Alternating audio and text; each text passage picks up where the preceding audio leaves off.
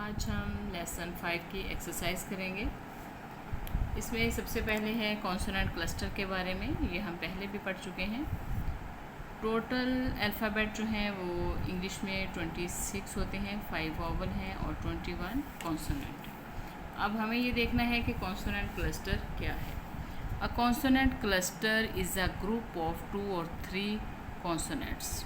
Consonant cluster क्या है? एक ग्रुप होता है 2 या 3 कॉन्सोनेंट का इन अ वर्ड, किसी भी वर्ड में, किसी भी लफ्ज़ में जब 2 या 3 कॉन्सोनेंट एक साथ हैं, किसी भी वर्ड में 2 या 3 कॉन्सोनेंट जब एक साथ हैं, वो किसी वर्ड के स्टार्ट में भी हो सकते हैं और एंड पे भी हो सकते हैं।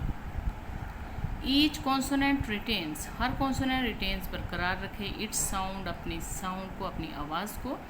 व्हेन वी से द वर्ड, जब हम उस वर्ड को बोलें, जब हम उस वर्ड को बोलें तो जो कॉन्सोनेंट का ग्रुप है, एक क्लस्टर है कॉन्सोनेंट का, तो उसका हर लेटर अपनी अपनी आवाज़ को बरकरार रखे। उस वर्ड में हर कॉन्सोनेंट अपनी अपनी आवाज़ को बरकरार रखे। ठीक है।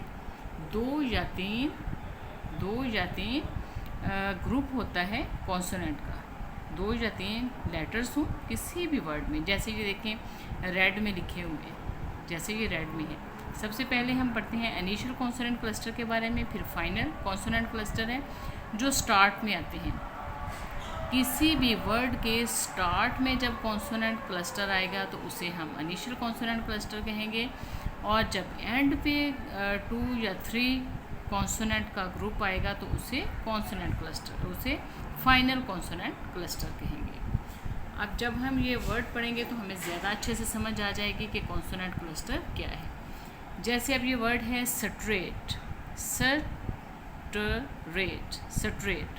अब जब मैं ये वर्ड पढ़ रही हूँ तो एस की आवाज़ अपनी आ रही है, टी की अपनी आ रही है और आर की अपनी आ रही है। ये एक दूसरे के साथ मिलकर नहीं आ रही, हर लेटर की अपनी अपनी साउंड है। इस वर्ड में हर कॉन्सोनेंट ने अपनी अपनी आवाज़ को रिटेन रखा है। ठीक है।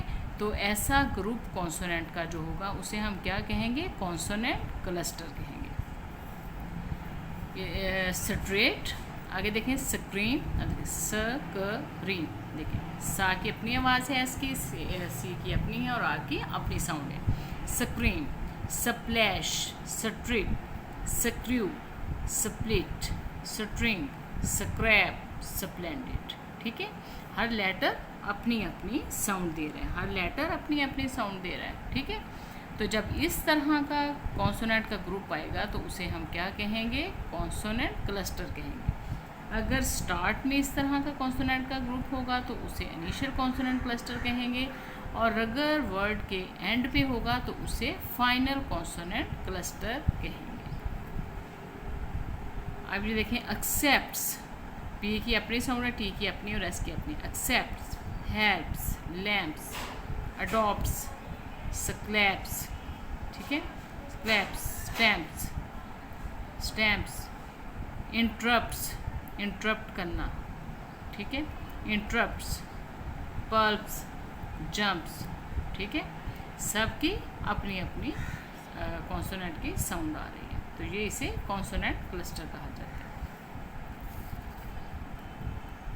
अब यहाँ है sort the words that begin और एंड विथ 3 कॉन्सोनेंट क्लस्टर्स।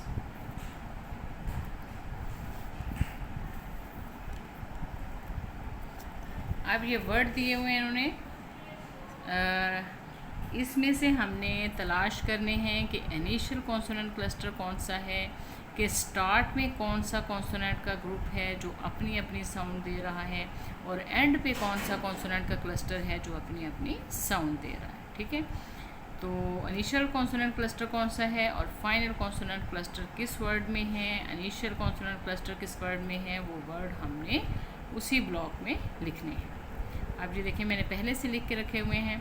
ये है स्प्लिट, ठीक है, SPL।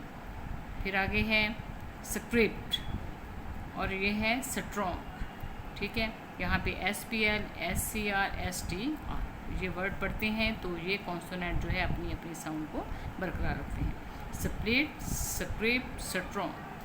अब ये एंड वाले हैं इसके, गुल्फ्स, पम्प्स, अटेम्प्ट्स, ठीक है, गुल्फ्स, पम्प्स, अटेम्प्ट्स, ठीक है। एंड वाले जो तीन कॉन्सोनेंट हैं वो अपनी अपनी साउंड जो है वो इस वर्ड में दे रहे हैं। अब यहाँ एक डायलॉग है, उसको ट्रांसलेट करते हैं।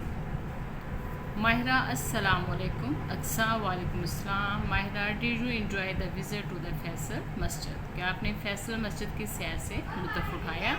Aqsa, yes I enjoyed it. हाँ, मैंने इससे लुत्फ़ उठाया।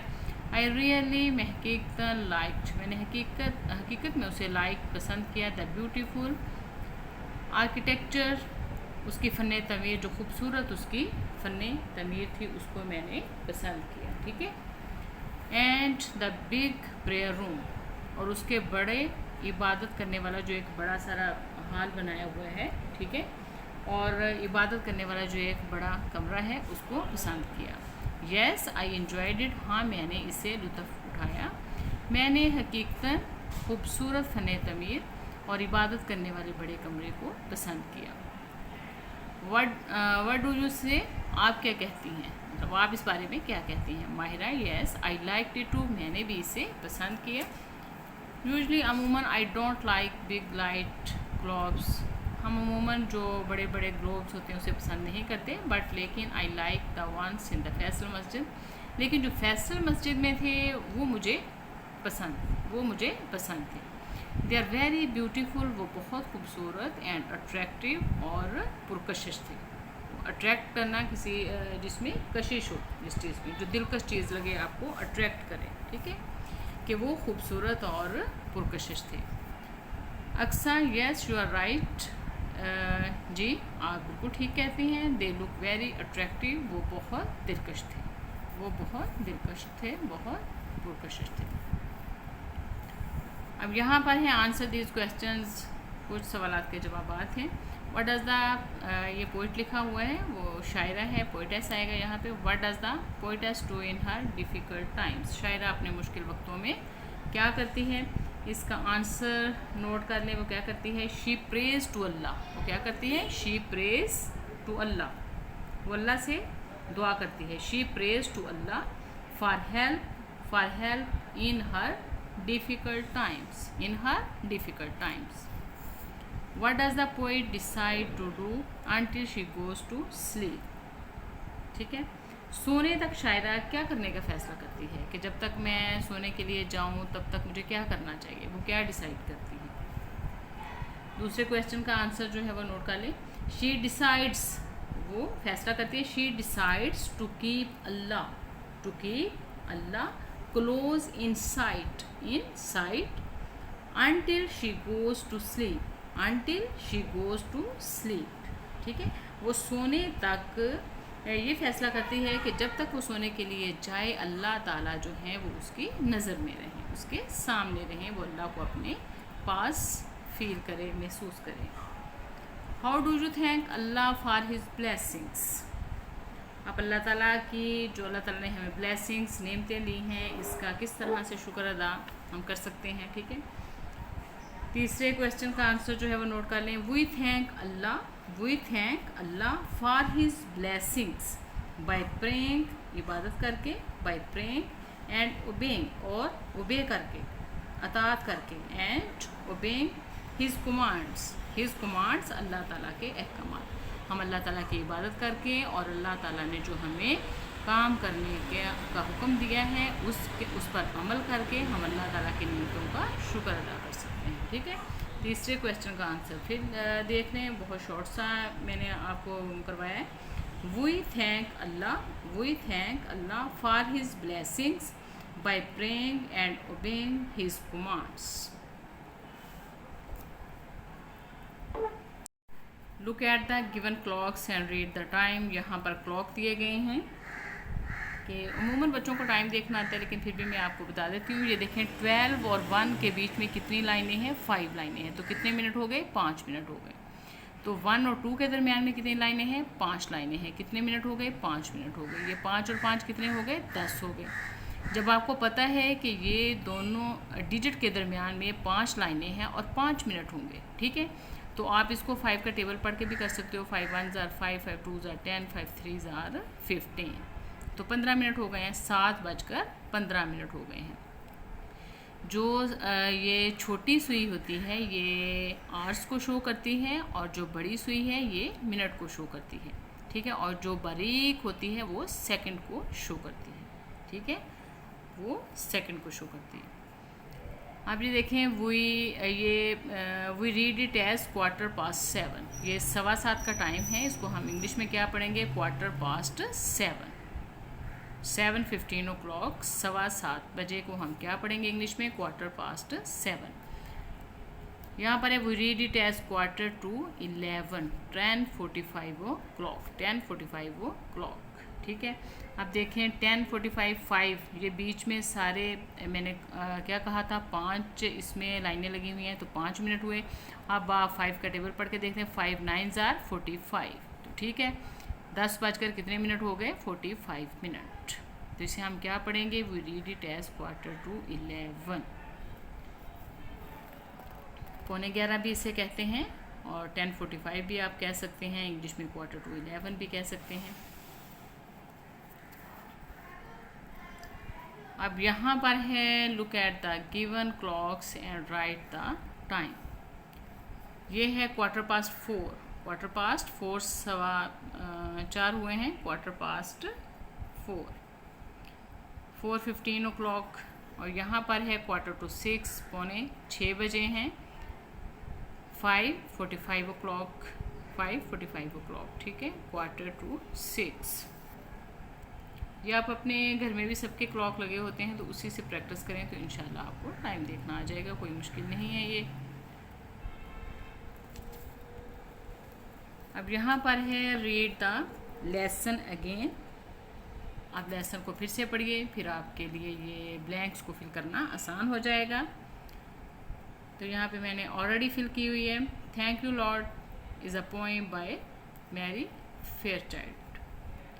अब है the poet is talking. The poem is the poet, sorry ये पोइट नहीं है, पोइटेस है। The poetess is talking to God, खुदा से बात कर रही है। यहाँ पर भी पोइट लिखा हुआ है उन्होंने, ये पोइटेस है। The poetess starts her day in the morning, सुबह से, ठीक है। The poet will help her friends. The poetess will help her friends.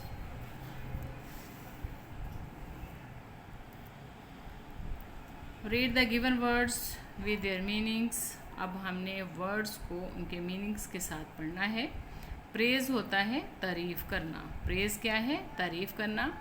To से नाइस थिंग्स अबाउट समबॉडी, किसी के बारे में अच्छी बात कहना, ठीक है, अच्छे ख्यालात का इजहार करना, तो उसे क्या कहते हैं? प्रेज करना। हाइड है छुपाना। टू पुट और keep out of sight, to put रखना, किसी चीज़ को नज़रों से ओझल रखना, छुपा के रखना किसी चीज़ को, उसे कहते हैं हाइड, छुपाना। फियर, खौफ, बी अफ्रेड ऑफ, खौफजदा होना। कमांड, हुक्म, an order given to a person, किसी शख्स को दिया गया हुक्म। क्रॉल, रेंगना, an act of moving on your hands and knees, घुटनों और हाथों के बल रेंगना, जैसे बच्चे क्रॉलिंग करते हैं। अब यहाँ पर है होमोफोन्स के बारे में। Write the following pairs of homophones. Homophones are words. Homophones क्या होता है? ऐसे वर्ड्स होते हैं, are words that sounds the same, जिनकी साउंड सेम होती है, ठीक है। होमोफोन्स ऐसे वर्ड्स होते हैं जिनकी साउंड जो बोलने में, पढ़ने में सेम होते हैं, एक जैसे होते हैं, but have different meanings and spellings, लेकिन उनके मीनिंग और स्पेलिंग डिफरेंट होते हैं। होमोफोन्स ऐसे वर्ड्स होते हैं जो बोलने में, यानी कि जब हम उन्हें प्रोनाउंस करते हैं तो उनकी प्रोनाउंसिएशन जो है वो सेम होती है, ठीक है। अदा करने में वो एक जैसे होते हैं, लेकिन उनके स्पेलिंग और उनके मीनिंग डिफरेंट होते हैं।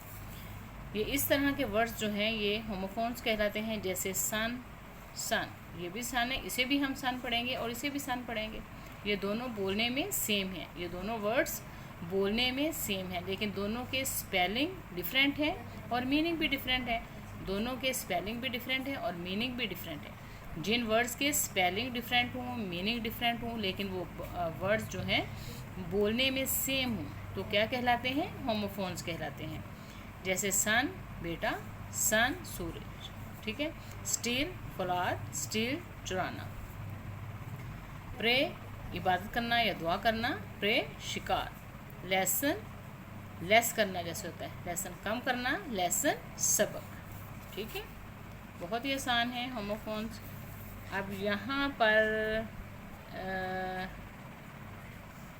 पर उन्होंने वर्ड्स दिए गए हैं। अब हमने इनसे, ठीक है, इसी साउंड के जो वर्ड्स हैं वो हमने यहाँ पे लिखने हैं। ये मैंने ऑलरेडी लिखे हुए हैं। जैसे ये डियर है हरण और डियर प्यारा, ठीक है।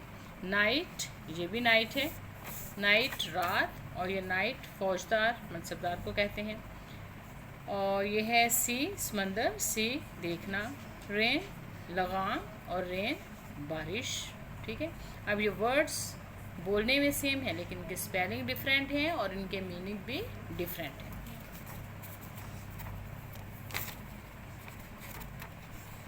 अब यहाँ पर है circle the correct spelling in each row. अब जिन वर्ड्स के स्पेलिंग ठीक है उनको आपने सर्कल करना है। ये मैंने सर्कल कर दिया है। क्लाउड के ये वाले स्पेलिंग ठीक हैं, मॉर्निंग के ये ठीक हैं, फैमिली के ये ठीक हैं, प्रेज के ये वाले ठीक हैं, और क्रॉल के ये ठीक है। पर फिर से है जेंडर नाउन्स। जेंडर नाउन्स हैं, मैस्कुलिन है, फेमिनिन है, न्यूटर है, ठीक है। Nouns that name male creatures, ठीक है, वो नाउन जो नर मखलूक के हों, ठीक है, जो नर के नाम हों उसे क्या कहेंगे? मैस्कुलिन जेंडर कहेंगे। मुज़क्कर उसे कहेंगे male. Nouns that name male creature, ठीक है, जो नर के, मेल के जो नाम होंगे, ठीक है, नर के होंगे उसे क्या कहेंगे? मैस्कुलिन जेंडर कहेंगे, मुज़क्कर कहेंगे। और नाउन्स दैट नेम फीमेल, और जो मादा के, फीमेल औरतों के जैसे, ठीक है, फीमेल के जो मखलूक़ात होंगी, फीमेल क्रिएचर्स होंगी, उसे क्या कहेंगे? फेमिनिन जेंडर कहेंगे।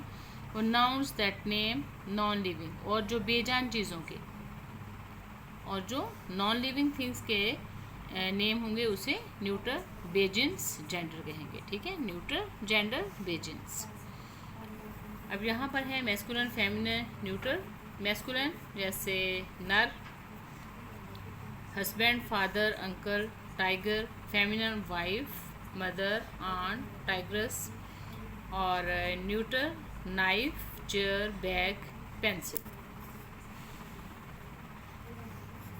अब है write the given nouns in the correct column. अब ये जो वर्ड्स दिए हुए हैं उन्होंने यहाँ पे, जहाँ पे ये जो नाउन्स हैं इनको हमने करेक्ट कॉलम में लिखना है। जो मैस्कुलिन होंगे उनको इधर, फेमिनिन इधर और न्यूटर इधर। ये मैंने ऑलरेडी लिखा हुआ है, ठीक है। मैस्कुलिन ये हैं प्रिंस, बुल, ब्रदर, और फेमिनिन क्या है? Queen, actress, lioness. न्यूटर क्या है? Phone, flower, crayon.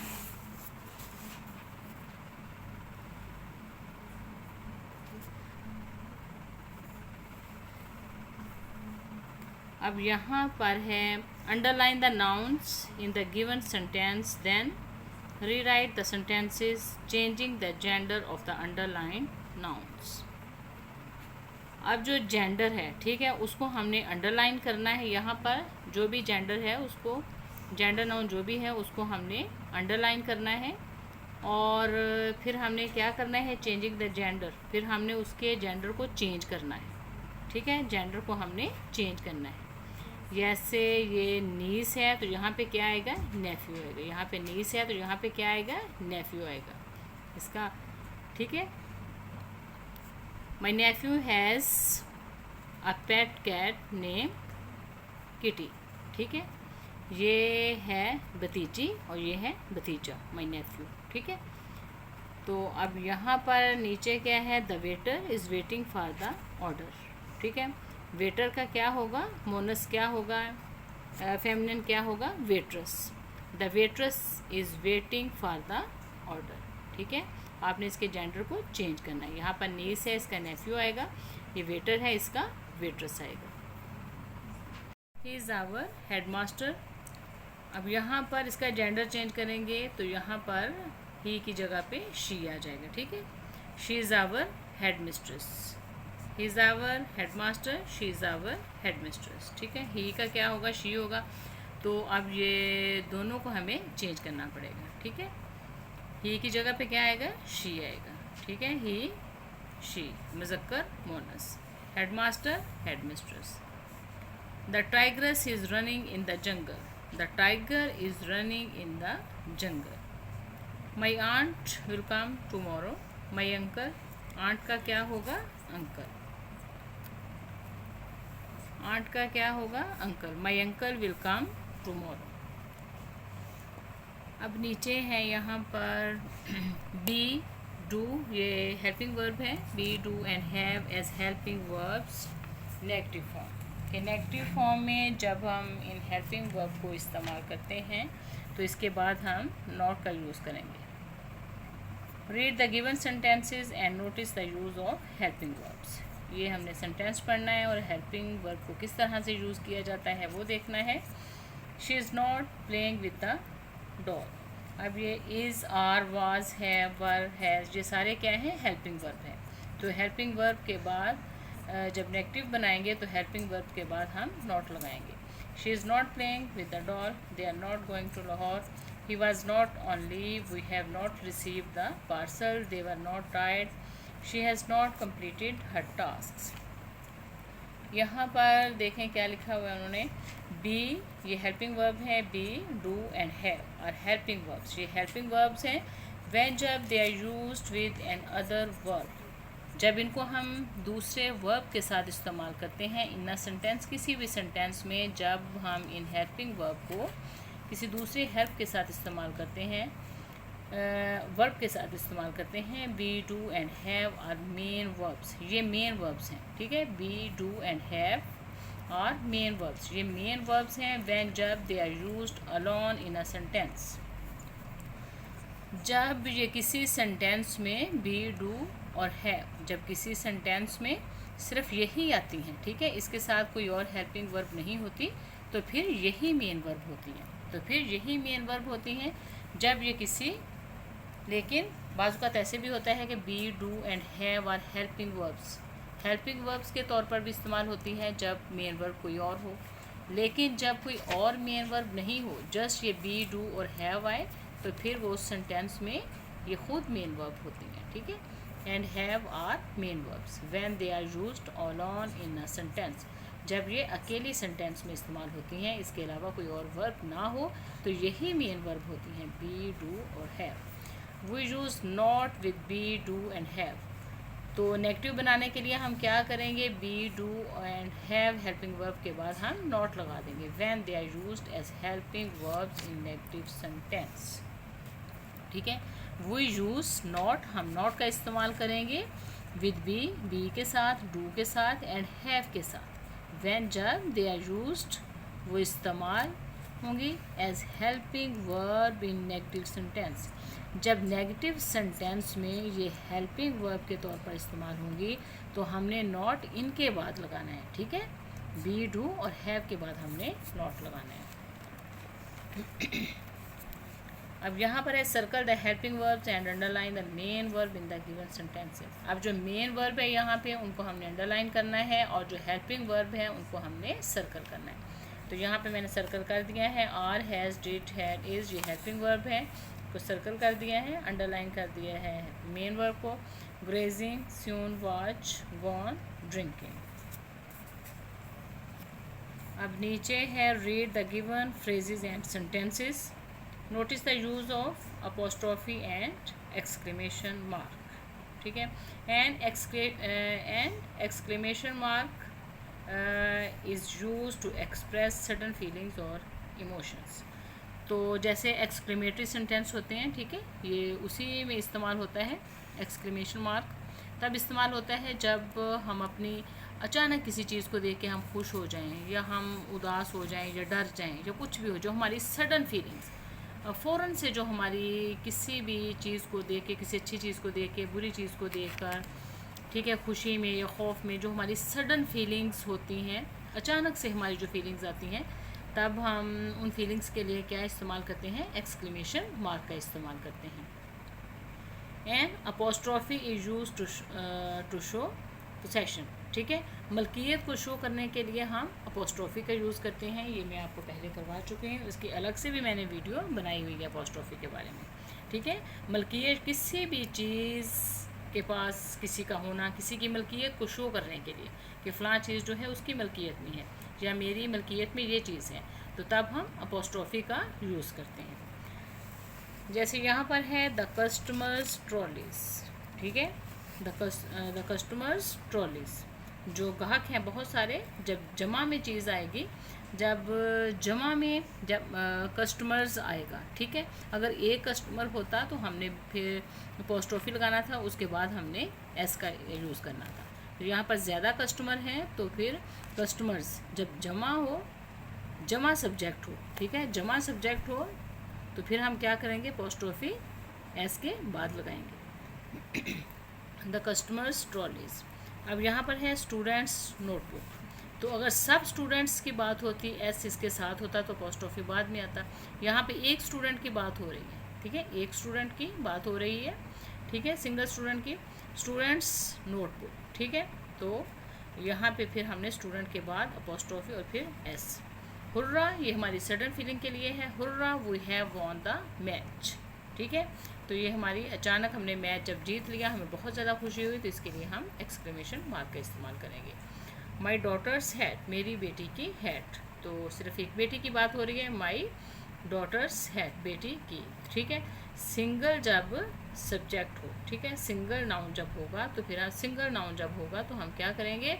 अपोस्ट्रॉफी पहले लगाएंगे, एस बाद में लगाएंगे। लेकिन अगर जमा नाउन है, ठीक है, जमा नाउन है, इसके साथ एस लगा हुआ है तो अपोस्ट्रॉफी बाद में लगाएंगे। व्हाट एन अमेजिंग कार, क्या अमेजिंग कार है, ठीक है, बहुत ही अमेजिंग या हैरानकुन चीज़ को देखते हो जब आप, तो फिर आप कहते हो व्हाट एन अमेजिंग कार, क्या हैरानकुन कार है। आपने कोई हैरानकुन कार देखी जो आपने पहले कभी नहीं देखी, तो फिर आपने कहा कि व्हाट एन अमेजिंग कार, तो उसके लिए एक्सक्लेमेशन मार्क का इस्तेमाल किया गया।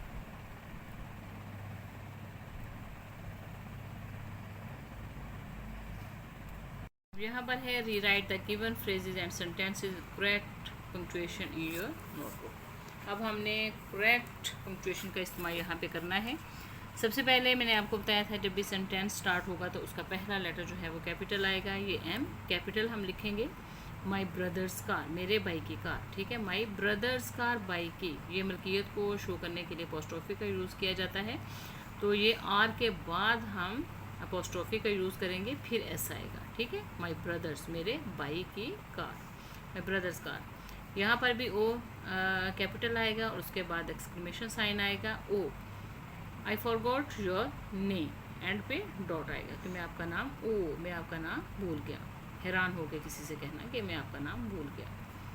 प्लीज़, ये पी कैपिटल आएगा, यहाँ पे कॉमा है, प्लीज़ हेल्प मी, ठीक है, प्लीज़ हेल्प मी, यहाँ पे कॉमा आएगा, यहाँ पे डॉट आएगा। आई यहाँ पे कैपिटल आएगा, I am not making my breakfast, यहाँ पे डॉट आएगा, ये कंप्लीट सेंटेंस है। यहाँ पे डब्ल्यू कैपिटल आएगा और उसके बाद एक्सक्लेमेशन साइन आएगा, wow what a beautiful scene, क्या खूबसूरत सीन है, और एंड पे भी एक्सक्लेमेशन साइन मार्क आएगा। तो ये बहुत ही आसान थी आज की एक्सरसाइज, मुझे उम्मीद है कि आपको समझ आ गई होगी। तो अगर आपको मेरी ये वीडियो अच्छी लगे तो इसे लाइक करें, सब्सक्राइब करें और अपने फ्रेंड्स के साथ शेयर ज़रूर करें। अल्लाह हाफिज़।